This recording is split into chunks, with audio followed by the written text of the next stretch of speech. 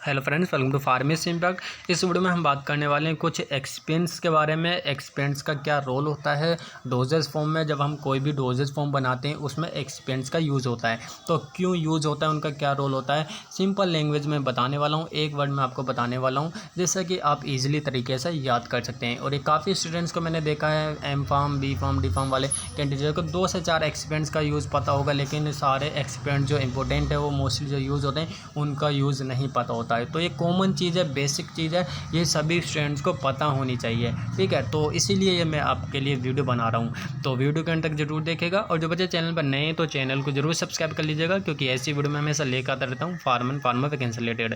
तो चलिए video start करते हैं।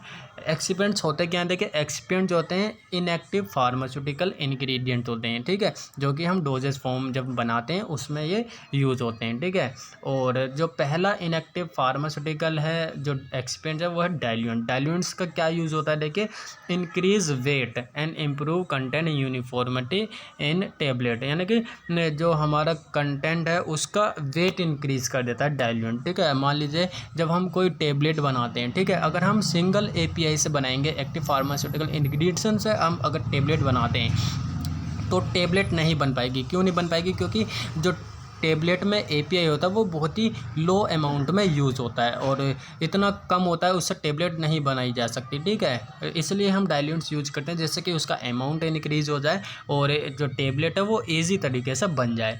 और इसका एग्जांपल से देखिए सुक्रोज हम यूज़ कर सकते हैं, उसमें सोर्बिटोल यूज़ कर सकते हैं, मैनिटोल है, लैक्टोज है, कैल्शियम कार्बोनेट आपने देखा होगा टेबलेट में यूज़ करते हैं। तो ये क्यों यूज़ करते हैं? उसका वेट इंक्रीज़ करने के लिए, सिर्फ इसका वेट इंक्रीज़ करने के लिए डाइल्यूएंट्स यूज़ करते हैं। ठीक है, तो इस तरीके से आप यूज़ कर सकते हैं। डाइल्यूएंट्स का काम क्या होता है? वेट को इंक्रीज़ करने के लिए।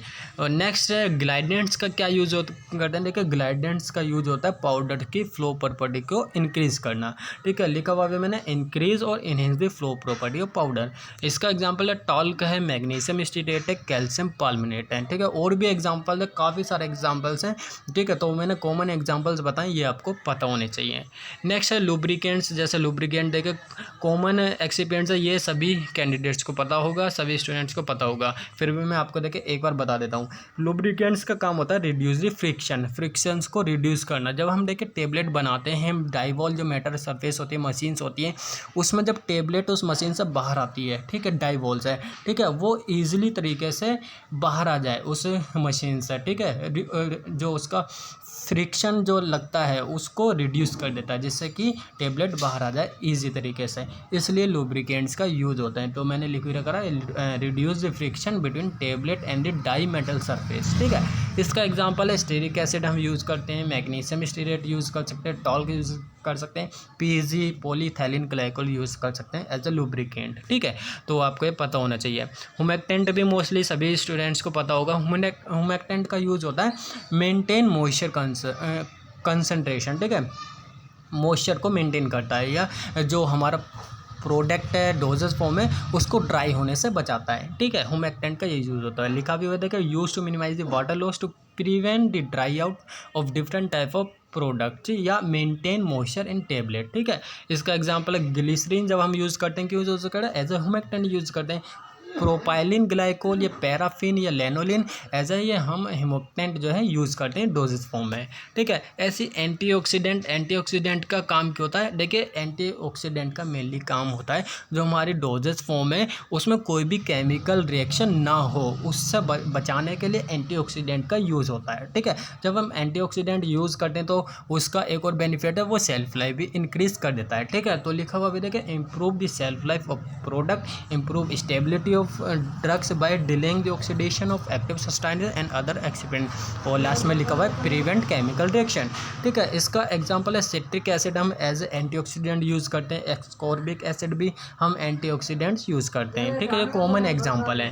नेक्स्ट बफरिंग एजेंट भी मोस्टली सभी को पता रहता है। बफरिंग एजेंट होता है पीएच को मेंटेन करना। अगर हाई पीएच है उसे न्यूट्रलाइज कर देगा, अगर लो है तो उसे भी न्यूट्रलाइज कर देगा। ठीक है, और इसका एग्जांपल है अमोनियम एसिडेट है, नाइट्रिक ऑक्साइड है, कार्बोनेट है, बाइकार्बोनेट है, ठीक है, ये आप याद कर सकते हैं। नेक्स्ट है चिलेटिंग एजेंट। देखिए चिलेटिंग एजेंट के नहीं पता होता है मोस्टली स्टूडेंट को। चिलेटिंग एजेंट का यूज़ होता है, these are the agent use to prevent heavy metal poisoning, यानी कि जब हम डोजेस फॉर्म है उसमें जो मेटल रिएक्शंस होती है उसको प्रिवेंट करता है, ठीक है, रिएक्शंस का। इसका एग्जांपल है ethylene diamine tetra acetic acid EDTA, ठीक है, ये कॉमन एग्जांपल है चिलेटिंग एजेंट का। नेक्स्ट है एग्जांपल इथाइलिन डाइएमाइन, ठीक है, ये कॉमन एग्जांपल है चिलेटिंग एजेंट का।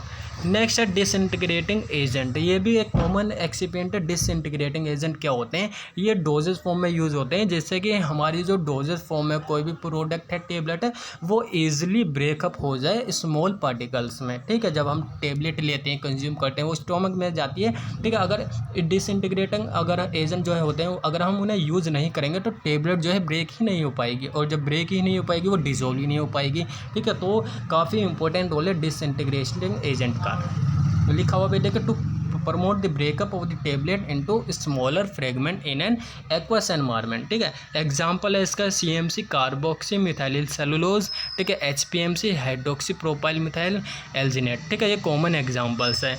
नेक्स्ट है प्रिजर्वेटिव, ये आपको पता होगा बाइंडर्स क्यों यूज़ करते हैं, ठीक है। फ्लेवरिंग एजेंट, इनके मैंने एग्जांपल्स दे रखे, ठीक है। नेक्स्ट है colouring agent and sweeteners. Sweeteners क्यों होता है, ठीक है, उसको स्वीटन देने के लिए, ठीक है। Example sucrose, fructose, Honey, saccharin, ये कॉमन एग्जांपल है।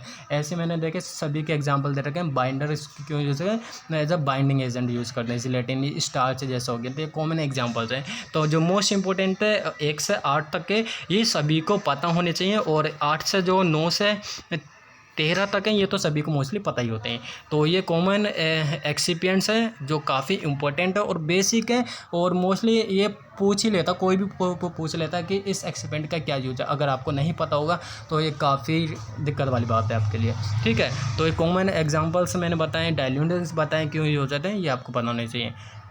इस वीडियो में इतना ही। अगर वीडियो अच्छी लगी तो लाइक ज़रूर करें, शेयर करें, और चैनल को सब्सक्राइब करना ना भूलें। इस वीडियो में इतना ही। नेक्स्ट वीडियो में जल्दी मिलूंगा ऐसे नए इंटरेस्टिंग टॉपिक के साथ। तब तक के लिए थैंक यू।